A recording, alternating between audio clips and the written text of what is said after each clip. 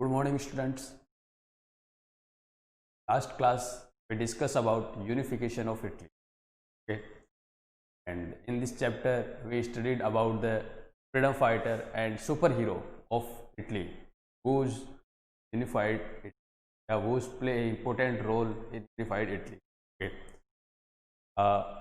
इस रेफरेंस में हमने कुछ लीडर्स थे वो उनके बारे में हमने कुछ रीड किया था, कुछ पढ़ा था या स्टडी की थी. Other first name is Mazzini. Okay, Mazzini को हमने इसमें स्टडी किया कि मैजिनी ने के जो उसके जो कॉन्ट्रीब्यूशंस थे for unified Italy. Okay, second Cavour. ठीक है, third Victor Emmanuel and fourth Garibaldi. Okay, जो जिसको हम आज इस चैप्टर में डिस्कस करेंगे. ओके, लास्ट क्लास में हमने ये भी स्टडी की थी कि कैसे जो फ्रेंच के साथ जो आपका इटली है उन्होंने अपना एक कोलिशन बनाया था, मतलब एक ग्रुप बनाया था, एलाइज की थी उन्होंने. और उन्होंने किस पे अटैक किया था? As a Australia. Okay, Australia पे अटैक करने के बाद जो नेपोलियंस है वो इटली को बिना बताए क्या करते हैं, एक अदर ट्रीटी साइन कर लेते हैं विद ऑस्ट्रिया, जिससे इटली जो है उसके नेशनलिज्म को क्या मिलता है, उसको धक्का लगता है. या यूँ मान लो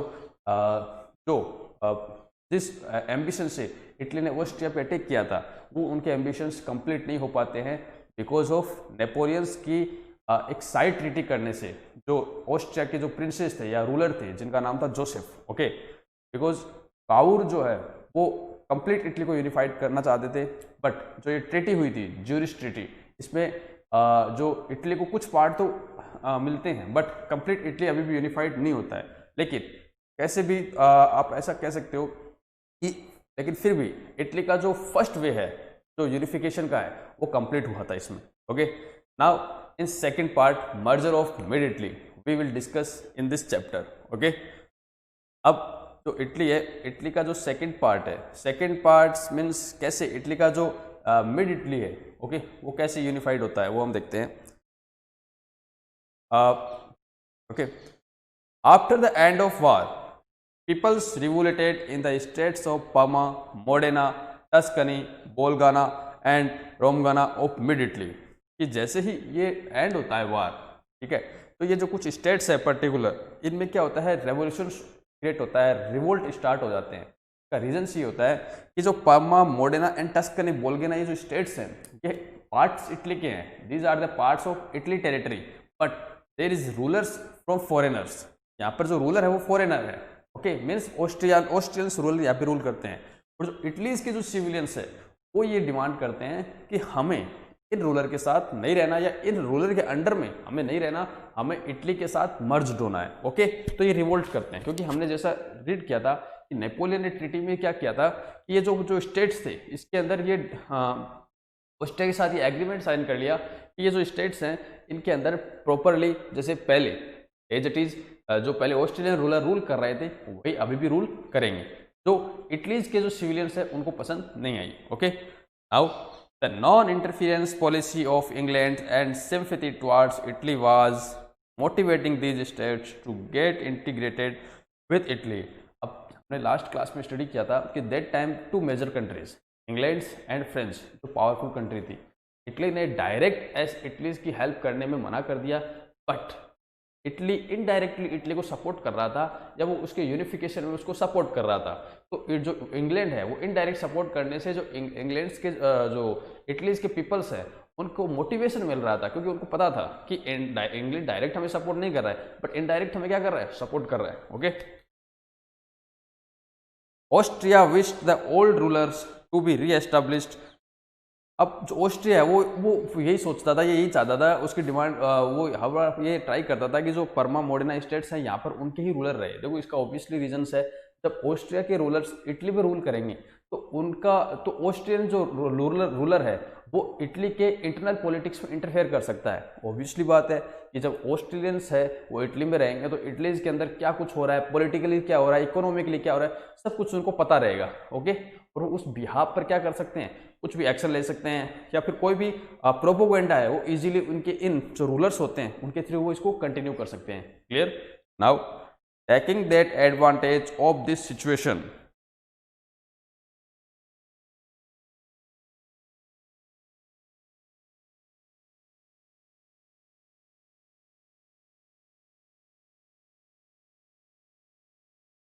Now,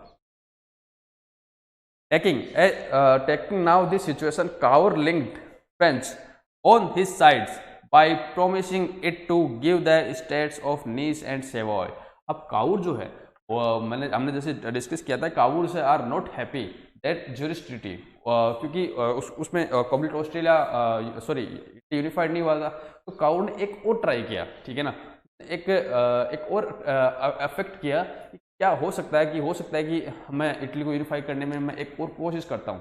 इस कोशिश में वो क्या करता है, अगेन फ्रेंच के जो रूलर्स हैं उनसे मीट करता है, ठीक है, मीटिंग करता है और उनसे कहता है सर आपको मैं नीस एंड सेवोय, ये जो आप दो प्रोविनेंस देख रहे हो, नीस एंड सेवोय, ये प्रोविनेंस में हम आपको गिफ्ट करेंगे, हम आपको क्या करेंगे, गिफ्ट करेंगे। ओके, अगर आप हमारी हेल्प करते हो ऑस्ट्रेलियन रूलर्स को इटली से बाहर निकालने के लिए। Okay, a referendum was conducted in Middle East states in March 1860 AD। फिर क्या होता है, जो फ्रेंच रूलर है वो एक्सेप्ट कर लेते हैं, ओके ठीक है, क्योंकि उनको क्या है, ये पर्टिकुलर जो प्रोमिनेंट एरियाज है वो उनको मिल रहे हैं, क्लियर। तो फिर क्या होता है, रेफरेंडम का मीन होता है इलेक्शन करवाना। ओके, देखो इलेक्शन से क्या होता है कि पीपल्स जो वहाँ के है, सिविलियंस है, वो वोटिंग करते हैं और उनसे कहा जाता है कि भाई आपको इटली के अंडर रहना है या ऑस्ट्रेलियन रूलर के अंडर रहना है।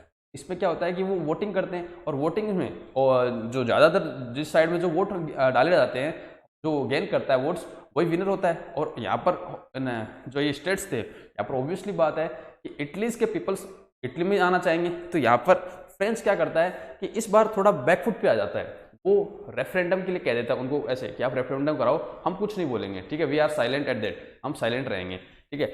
तो फिर वहाँ पर रेफरेंडम होता है और रेफरेंडम में वही होता है, वहाँ के जो इटलीज के पीपल्स हैं वो वोटिंग करते हैं कि हमें ऑस्ट्रेलियन के साथ नहीं रहना, हमें इटली के साथ मर्ज होना। Okay,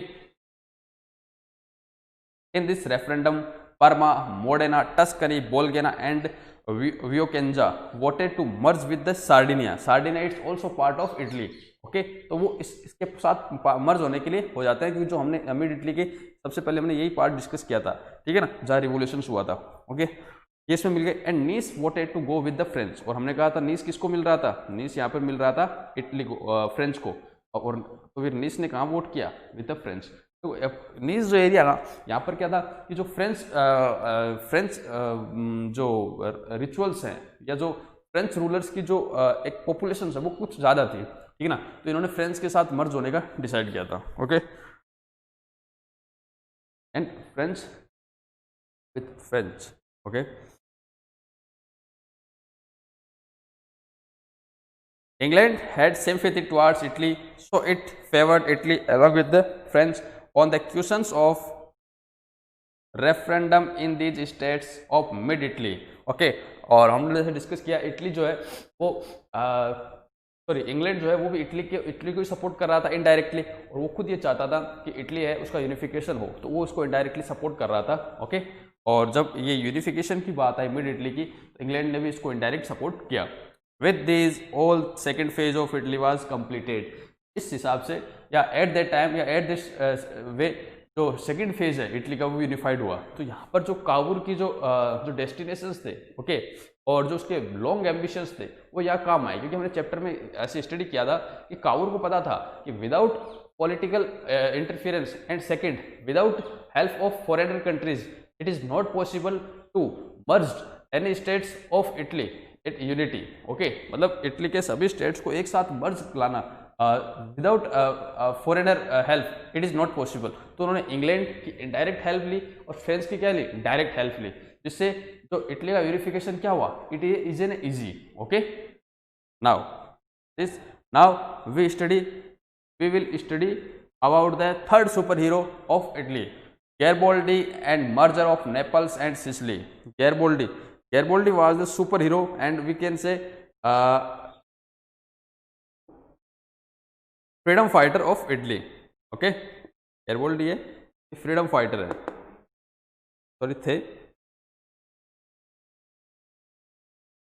गैरबोल्डी and merger with Naples is the parts of Naples and Sicily both are the parts of Italy states. Okay, now we discuss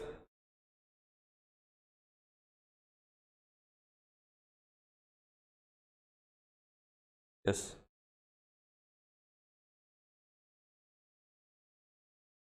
Giuseppe Garibaldi was born in 1807 AD in the town of Nice. कि जो गैरबोल्डी है इनका born कहाँ हुआ था? इनका born हुआ था 1807 के अंदर in Nice. Okay, his father wanted him to go for higher education but Garibaldi was not much interested in the education. तो गैरबोल्डी के फादर है वो चाहते थे कि उनका जो गैरबोल्डी है वो हायर एजुकेशन गेन करे, बट जो गैरबोल्डी है is not like in study. Okay, वो पढ़ाई में उसका कुछ खास मन नहीं लगता था। He got only formal education just to be able to read books so that he may satisfy his adventurous activities.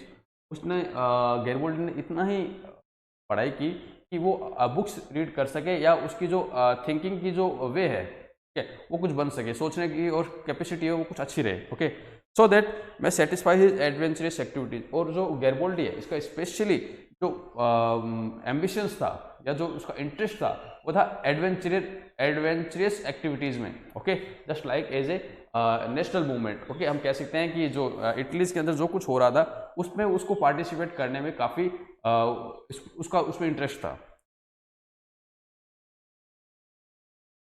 Then look this picture, he was the गैरबोल्डी।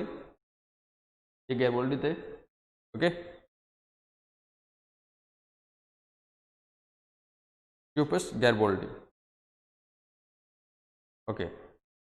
At the time of this journey of Mediterranean Sea, he came in contact with the patriots of Italy.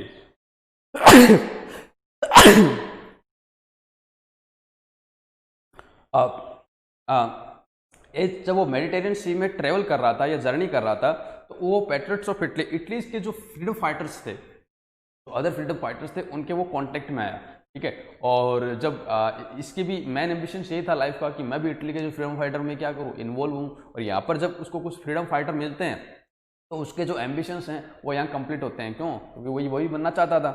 He had also becomes the member of Mazzini's Young Italy. Last class we study about Young Italy. Okay, whose founder was Mazzini. Okay, तो Mazzini ने इसको बनाया था तो वो उसका member बन गया।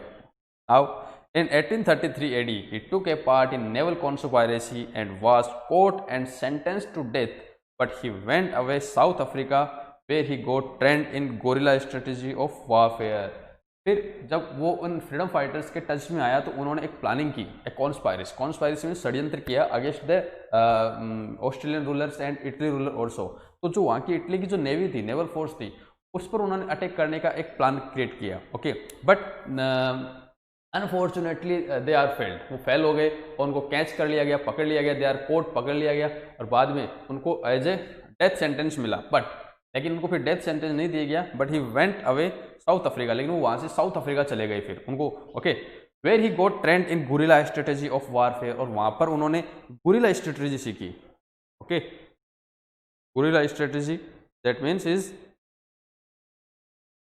Guerrilla strategy of warfare. Guerrilla strategy में क्या होता है कि डायरेक्ट वॉर नहीं होती है। ठीक है, क्या होता है जैसे एक तो क्या होती है, बैटल्स होती है, आमने सामने होती है। मीन्स सम कुछ आर्मी सोल्जर्स यहाँ हैं और कुछ आर्मी सोल्जर्स यहाँ हैं और आपस में क्या करते हैं, वो फाइट करते हैं। ठीक है ना, each other in face to face. But guerrilla strategy में क्या होता है, आप एज ए हिडन छुपे हुए रहते हो इन फॉरेस्ट हो सकता है, इन ए पर्टिकुलर प्लेस हो सकता है, माउंटेन्स रीजन्स एटसेट्रा एटसेट्रा। उसमें क्या है, आप हाथ लगा के बैठे रहते हो और आप जैसे ही आपको जो एनिमीज है मिलते हैं, आप उसको शूट डाउन कर देते हो, मार देते हो और फिर वहाँ से भाग जाते हो। ठीक है, ये स्ट्रेटेजी क्यों यूज़ की जाती है कि जब आपके पास जो मसल्स पावर्स है वो कम है, मान लो आपके पास सोल्जर्स हैं वो कम है, आपकी जो आर्मी है उनकी नंबरिंग कम है और आपके जो एनिमीज हैं उनके पास एक लार्ज नंबर आर्मी है, काफ़ी सोल्जर्स है और आपको पता है अगर हम डायरेक्ट अगर फाइट करेंगे तो वी विल डिफीट, हम हार जाएंगे, या वी विल डिफीट, हम हार जाएंगे। तो इसलिए क्या करते हैं, वो अपने इस प्रोपोगेंडा या अपने इस एम्बिशंस को कंप्लीट करने के लिए वो क्या करते हैं, गुरिल्ला स्ट्रेटेजी का यूज करते हैं। Okay, this is guerrilla strategy. Now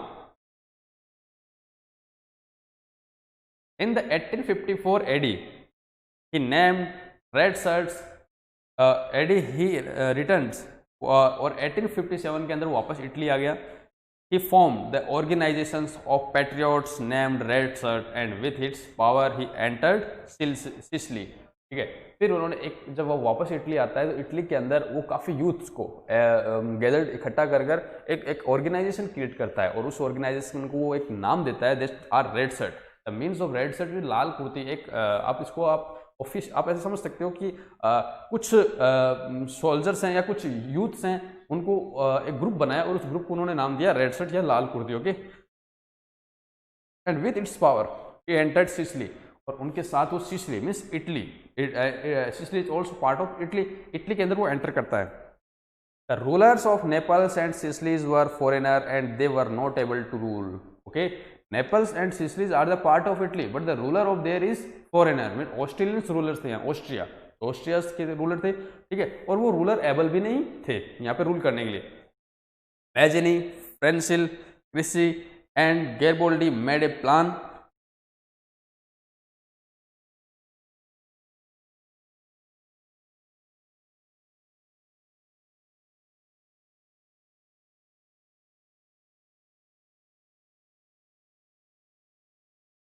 revolt.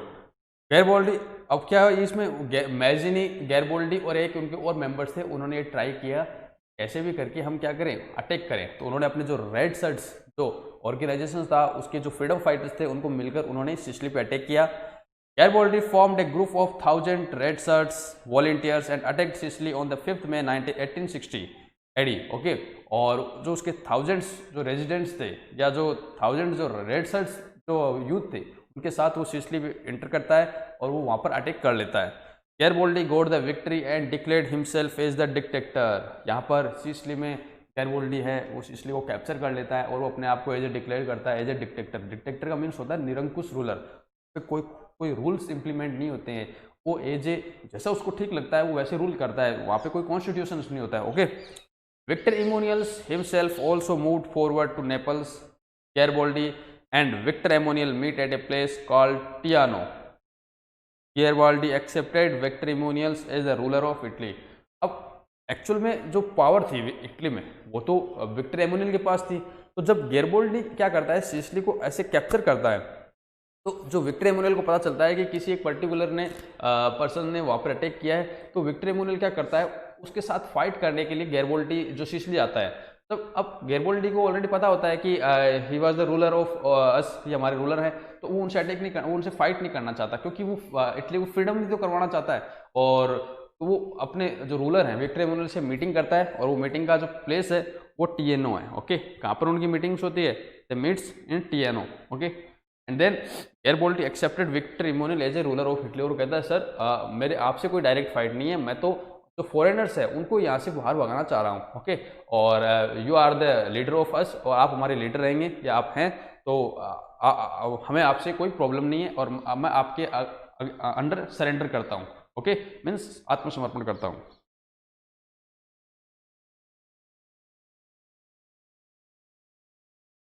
After the Garibaldi surrendered the army and all his rights to Emmanuel, Victor Emmanuel, और वो सरेंडर करता है और अपने जितने भी राइट्स हैं, ओके, अपनी आर्मीज है वो सब किसको सरेंडर कर देता है, विक्टर एमोनियल को। After the merger of southern states the third phase of unification of Italy was completed because Garibaldi won और captured Sicily and then Sicily captured the third part, unification of Italy was completed. Okay, तो जैसे Sicily को मर्ज करते हैं complete हो गया ना, और इस सेकंड मिड इटली में हमने पढ़ा था Modena, Panama and some other states that are under the Austrian empire, ठीक है, उनको मर्ज किया तो उसको मिड मर्जर ऑफ इटली कैसे बोल सकते हैं। और सिसली को जब मर्ज किया गया तो this is the third person या third part of the unification of Italy. Clear? Okay, now the last phase of unification of Italy, merger of Venetia. अब इटली का जो मर्जर में हम देखते हैं कि वेनेशिया जो है उसको मर्ज कैसे करते हैं। देखो अगर हम आपने ध्यान दिया हो तो जब फर्स्ट ट्रीटी हुई थी ना, फर्स्ट ट्रीटी में लैम्बोर्डी जो है वो तो इटली को मिल गया था, बट वेनेशिया है वो अभी भी ऑस्ट्रिया के पास था, अभी भी वेनेशिया को भी तो फ्री करवाना था ना। तो इस मर्जर के अंदर क्या रोल प्ले होता है, वे देखते हैं हम अभी इसमें।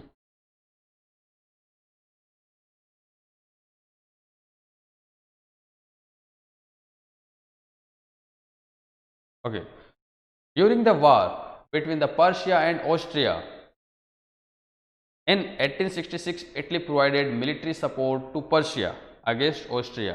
Okay, 1866 में पर्शिया एंड ऑस्ट्रिया, इन ये पर्शिया जो ऑल्सो यूरोपियन कंट्री, इनका आपस में बैटल्स होती है और इस बैटल के अंदर पर्शिया को मिलिट्री असिस्टेंस प्रोवाइड करवाता है Italy, because Austria was the enemy of Italy, क्योंकि उस समय उसका एनिमी था, तो उसने ये हेल्प किसको की थी, पर्शिया को की थी इटली ने। Okay, on 3 July 1866 AD Persia defeated Austria, और जो पर्शिया है ये 1866 को डिफीट कर देता है ऑस्ट्रिया, मतलब इस बैटल के अंदर ऑस्ट्रिया है वो लॉस्ट हिज टेरिटरी, अपना एरिया खो देता है, या हार जाता है इस बैटल को।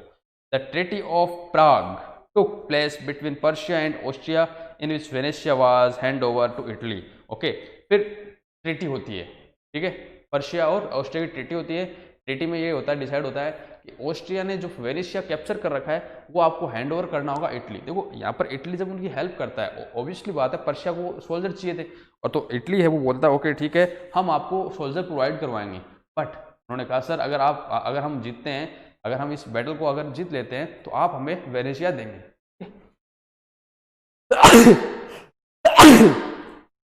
और जैसे ही ये बैटल कंप्लीट होती है, जैसे ये बैटल कंप्लीट होती है तो जो ये एरिया वाला पार्ट है या जो वेनेशिया है वो हैंडेड ओवर कर दिया जाता है इटली को। आप कह सकते हो कि ये एक फॉर्चुनेट होता है, एक सौभाग्य होता है इटली के लिए कि एक पर्शिया और ऑस्ट्रिया में बैटल होती है जिसका थर्ड पार्टी इटली है उसका इनडायरेक्टली उसका बेनिफिट्स उठा लेता है। Okay, now at last portion, merger of Rome. Okay,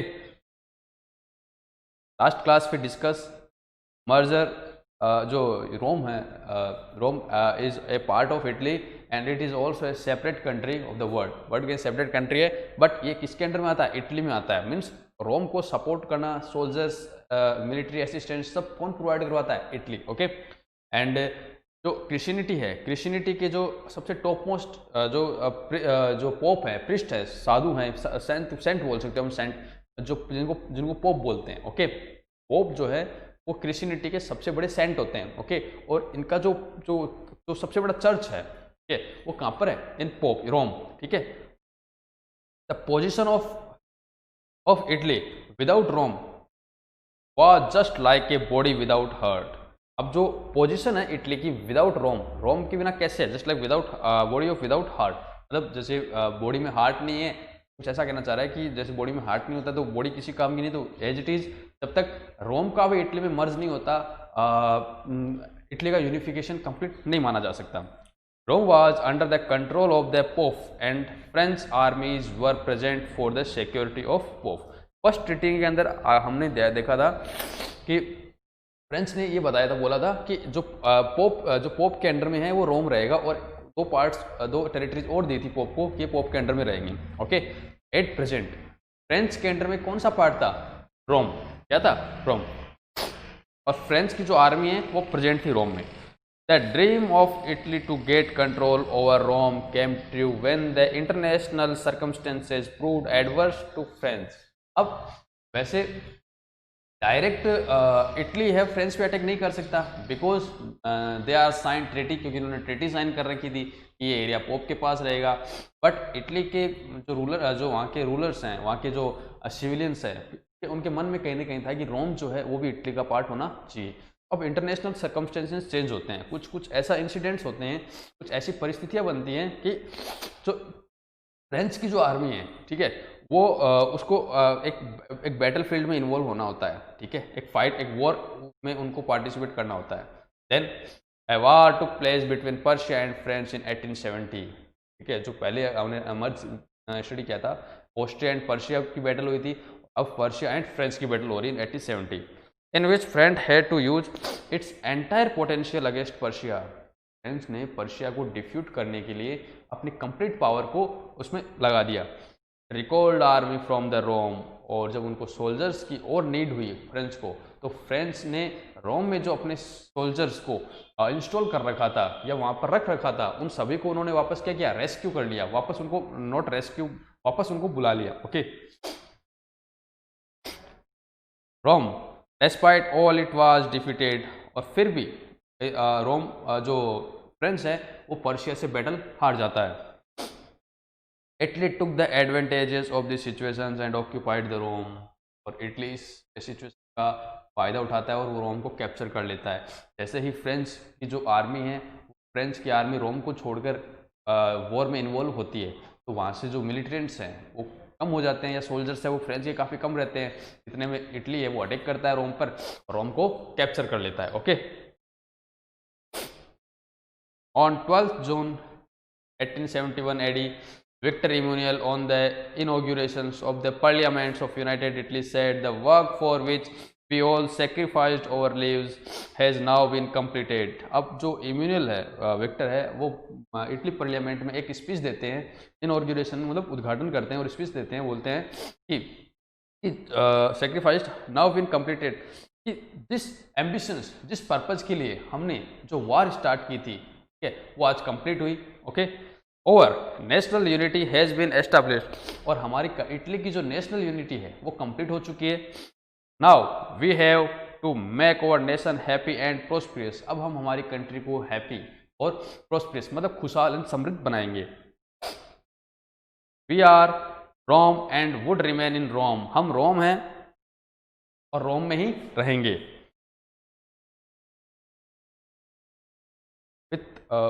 With getting Rome, Italy has not remained merely a geographical expansion, rather it is becomes an independent, self-ruled, sovereign country now.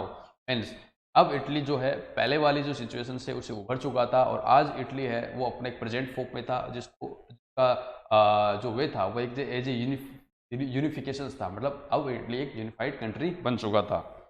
Thus, the unification of Italy become possibly won by the sacrifice of innumerable patriots. आज Italy का जो unification हुआ है वो जो अननम्बरेबल patriots मतलब जो freedom fighters थे, जो सोल्जर्स थे, जिन्होंने अपनी कंट्री के लिए अपनी लाइफ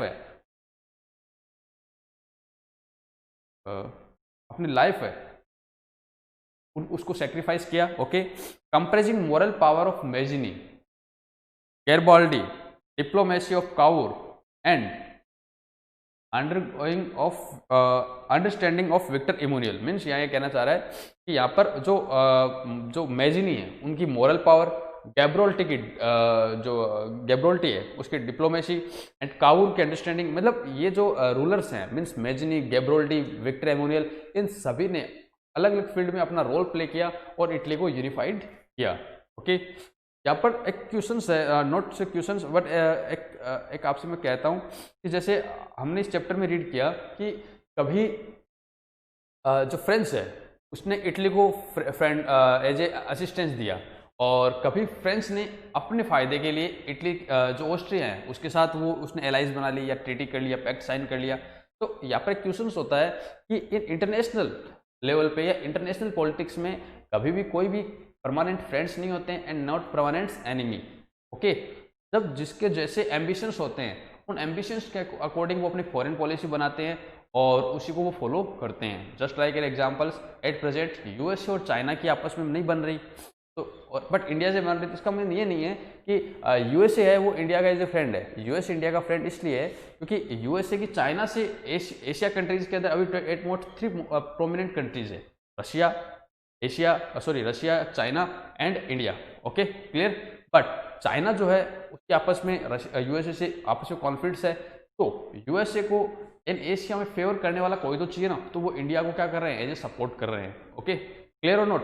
तो मीन्स यहाँ पर हमें ये ध्यान होना चाहिए, ये पता होना चाहिए इंटरनेशनल लेवल पर कोई किसी का फ्रेंड नहीं है, कोई किसी का एनिमी नहीं है, सब अपने पॉलिटिकल इंटरेस्ट पर बेस होते हैं। Okay students, today over chapter is complete. कुछ हमारा एक्सरसाइज का इसमें पार्ट रह रहा है, तो जो शॉर्ट टाइप क्वेश्चंस है मैं आपको प्रोवाइड करवा दूंगा। ओके, और जो लेंथी हैं वो हम बाद में करें क्योंकि लेंथी क्वेश्चंस। ओके, तो today class is over. I hope आपको ये लेक्चर समझ में आया होगा। Thank you.